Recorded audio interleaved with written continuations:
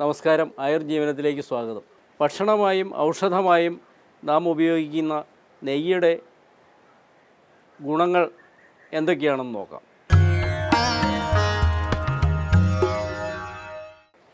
വിശിഷ്ടമായ ഒരു ഔഷധദ്രവ്യമാണ് നെയ്യ്.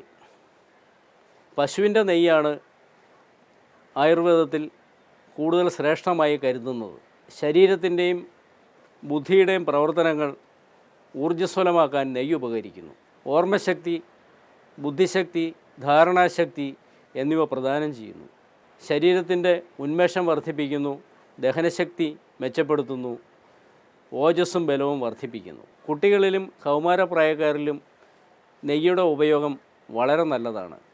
പക്ഷേ മധ്യപ്രായത്തിന് ശേഷം നെയ്യ് കഴിക്കുന്നത് പല രോഗാവസ്ഥകൾ മനസ്സിലാക്കിയതിന് ശേഷം വേണം. നെയ്യുടെ നിർമ്മാണം എങ്ങനെയെന്ന് നോക്കാം. പരമ്പരാഗതമായി പശുവിൻ്റെ പാൽ ഉറയൊഴിച്ച് തൈരാക്കുന്നു. തൈര് കടഞ്ഞ് വെണ്ണയെടുത്ത് അത് ഉരുക്കി നെയ്യാക്കി മാറ്റുന്നു. ഇത്തരം നെയ്യാണ് ആയുർവേദത്തിൽ ഉത്തമമായി കണക്കാക്കുന്നത്. പക്ഷേ വ്യാവസായികമായി ഇന്നത്തെ കാലത്ത് പാലിൽ നിന്നും നേരിട്ട് വെണ്ണയെടുത്ത് നെയ്യാക്കി മാറ്റുന്നു. അതായത് തൈര് എന്ന ഘട്ടത്തിലേക്ക് കടക്കുന്നില്ല.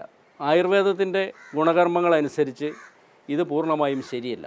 നെയ്യുടെ ആധുനിക ഗുണകർമ്മങ്ങൾ ഒന്ന് നോക്കുന്നത് നന്നായിരിക്കും. പച്ചപ്പുല്ല് തിന്നുന്ന പശുക്കളുടെ പാലിൽ നിന്ന് ഉൽപ്പാദിപ്പിക്കുന്ന നെയ്യ്ക്ക് ഔഷധ ഗുണം കൂടുതലാണ്. ഇതിൽ ഒമേഗ-3, ഒമേഗ-6 ഫാറ്റി ആസിഡുകൾ സമൃദ്ധമായി അടങ്ങിയിരിക്കുന്നു. ഇത് കുട്ടികളുടെ വളർച്ചയ്ക്ക് വളരെ നല്ലതാണ്. രക്തസമ്മർദ്ദം, ഹൃദയ സംബന്ധമായ രോഗങ്ങൾ, ക്യാൻസർ എന്നിവ തടയുന്നതിന് ഒമേഗ-3, ഒമേഗ-6 ഫാറ്റി ആസിഡുകൾ വളരെ നല്ലതാണ്. നെയ്യിൽ ധാരാളം വൈറ്റമിൻ എയും ഇയും അടങ്ങിയിട്ടുണ്ട്. ഇവ കാഴ്ചശക്തി, ത്വക്കിൻ്റെ മാർദ്ദവം എന്നിവ ഉറപ്പുവരുത്തുന്നു. ഇതുകൂടാതെ ലിനോലിക് ആസിഡ്, വൈറ്റമിൻ കെ എന്നിവയും നെയ്യിലുണ്ട്. ഇവ ആൻറ്റി ഓക്സിഡൻറ്റുകളാണ്. ഇതുകൂടാതെ നെയ്യിലുള്ള ബ്യൂട്രിക് ആസിഡ് ക്യാൻസർ പ്രതിരോധശേഷി ഉള്ള ഒരു വസ്തുവാണ്. ക്ഷീണിതരായ കുട്ടികൾക്ക് വളരെ ഫലപ്രദമായ നെയ്യുടെ ഒരു ഉപയോഗക്രമം പറയാം. വളർച്ചക്കുറവ്, തൂക്കക്കുറവ്, ഉന്മേഷക്കുറവ് ഇങ്ങനെയുള്ള ധാരാളം കുട്ടികൾ നമ്മുടെ സമൂഹത്തിലുണ്ട്. ഇവർ വിദ്യാഭ്യാസപരമായും കായികമായും പിന്നോക്കാവസ്ഥയിലായിരിക്കും. ഇത്തരം കുട്ടികൾക്ക് വളരുന്ന പ്രായത്തിൽ നെയ്യ് കൊടുത്തു കഴിഞ്ഞാൽ അവരുടെ വളർച്ചയിൽ വളരെയധികം മാറ്റം സംഭവിക്കുന്നതായി കാണാം. കൂടാതെ അവരുടെ പ്രതിരോധ ശേഷിക്കുറവ്, എപ്പോഴും ഇൻഫെക്ഷനുകൾ വരിക, ഇങ്ങനെയുള്ള അവസ്ഥകൾക്കും ഇത് വളരെ നന്നായിരിക്കും. നെയ്യ് നൽകുവാനുള്ള ഏറ്റവും എളുപ്പമായ മാർഗം ഇഞ്ചി, ചുവന്നുള്ളി, കറിവേപ്പില ഇവ അരിഞ്ഞിട്ട് 1-2 ടേബിൾ സ്പൂൺ നെയ്യ് താളിക്കുക. അതിൽ കുട്ടിക്ക് കഴിക്കാൻ സാധിക്കുന്നത്ര ചോറ് ചേർക്കുക. രുചിവർദ്ധകമായി അല്പം ഉപ്പും ചേർത്ത് ഇത് ഒരു നേരത്തെ ആഹാരമായി 2-3 മാസം കുട്ടികൾക്ക് നൽകുന്നത് വളരെ പ്രയോജനകരമാണ്. ഇതേ തുടർന്ന് അവരുടെ തൂക്കക്കുറവിലും ഉന്മേഷക്കുറവിലും ഒക്കെ നല്ല മാറ്റങ്ങൾ സംഭവിക്കുന്നതായി കാണാം.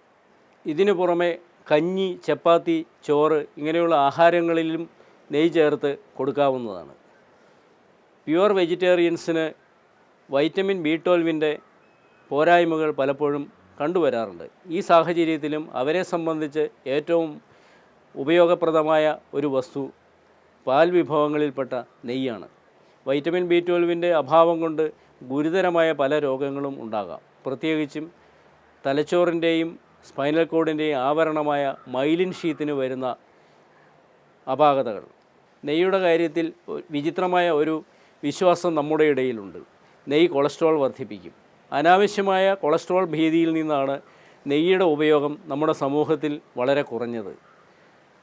പക്ഷേ പൂരിത കൊഴുപ്പുകൾ ധാരാളമുള്ള വനസ്പതി, മറ്റ് ഭക്ഷ്യ എണ്ണകൾ ഇവ ഉപയോഗിക്കുന്നതിനും ഇവ കൊണ്ടുള്ള മറ്റ് വിഭവങ്ങൾ ധാരാളം ഭക്ഷിക്കുന്നതിനും യാതൊരു മടിയുമില്ല.